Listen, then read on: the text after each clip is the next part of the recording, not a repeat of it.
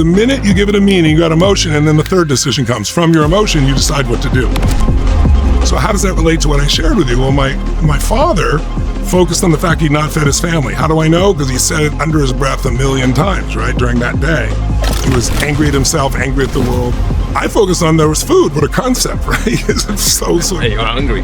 But where the biggest difference was between us was not that I was better or worse. It's just the meaning he gave me. I know that too. He was too proud. He was too proud. And he kept saying it over and over again. And so he decided in that emotional state to leave the family. My entire life, the reason I'm here with you is because of one meaning difference. My dad had always said, no one cares about anybody else. And we lived in a community where I thought people were rich. They were lower middle class, but we were literally on the other side of the railroad tracks. We were looked down on. And it looked like he was right. But now that day changed everything because my brain went, strangers care. It's not true that people don't care. If somebody didn't even want credit and they fed my family, and that made me want to take care of strangers. And it's starting me on this journey. So I promised myself, 11 years old, I'm going to do this for at least 2 other families. I didn't have the word pay it forward in those days, but I'm going to make sure I share this. I think it started because I love people. I hate to see people in pain. And I suffered a lot in my youth, as a lot of people do. I had 4 different fathers. We were very poor financially, but even worse was just the fighting between my parents. And my mother was a beautiful soul. I wouldn't be who I am without her. But when she mixed alcohol with prescription drugs, she was a different person. She was quite violent. So I was 5'1" in high school. She would grab my hair and smash me against the wall till I bled, or she thought I was lying and I wasn't. She'd pour liquid soap till I threw up. It was pretty extreme. If she'd been the mom I wanted her to be, I wouldn't be the man I'm proud to be, because I had to become a practical psychologist. I learned how to manage her moods and her emotions. And honestly, that was the beginning of it all for me. I went to a seminar by a man named Jim Rohn, a personal development speaker. And I went because I was working with this guy that was a janitor. And then on the weekends, I'd do anything to help pay for money to keep the family going. I was 17, just turning 17. And this guy, I worked for him and I worked hard, and he took me out for lunch afterwards and said, "You're the hardest working kid I've ever had working for me." He was buying and selling homes in Orange County, California in the 70s and flipping them and doing well. And he used cheap labor, right? Which is what I was. And I said, well, my dad, and I wasn't trying to be funny. When you're a kid, you don't realize. I said, well, my dad said you used to be such a loser and now you're so successful. Like, how'd you do that? And he said, your dad said, what? And so he goes, well, it's pretty true. He goes, I said, what changed? He said, I went to a seminar. I said, what's a seminar? Never heard the word. He said, well, it's where a man takes 20, 30 years of his life and condenses it, someone who's successful, and shows you exactly the pathway of how they did it so you can save yourself. I said, wow. I said, how much is that thing to go to one of those? He said $35, which would be like $250 in today's dollars, right? Yeah. Inflation.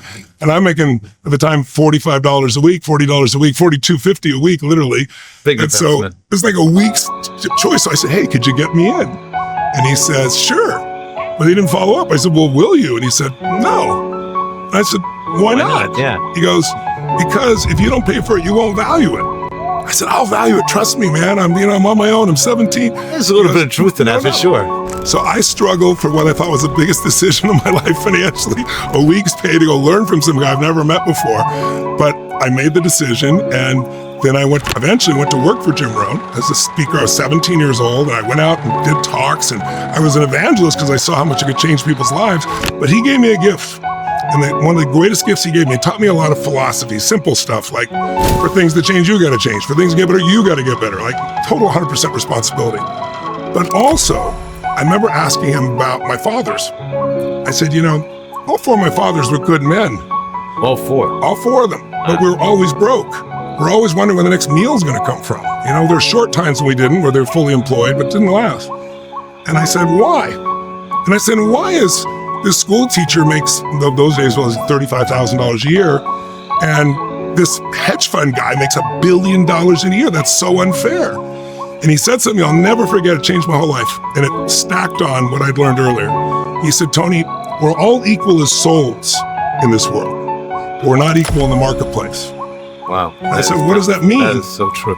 He said, well, the teacher's equal. These people are equal. He said, let's look at McDonald's. He said, think about this. Can you make twice as much money in the same amount of time? Are there people that do that? I said, well, sure, more than my family does. 10 times? 100 times? I said, yeah. He goes, how do they do that? I said, I don't know. He said, I can tell you right now. They find a way to add more value to other people's lives than anybody else. They do more for others than anybody in their industry, and they dominate their industry. He said, take McDonald's. Somebody goes to work at McDonald's, I forget what it was then, X dollars an hour, minimum wage. He goes, people complain about it, but it's not supposed to be your long-term job, because anyone can learn to do that job in about an hour. These days, not even that. They got pictures. You don't even have to speak English, right, to do it. And they're going to be replaced by machines now. But he said, look, that's a beginning job. He said, the teacher, you're talking about, if you're not willing to take risks, you don't get rewarded at the same level. They want to be rewarded for the time they're there, not for the results.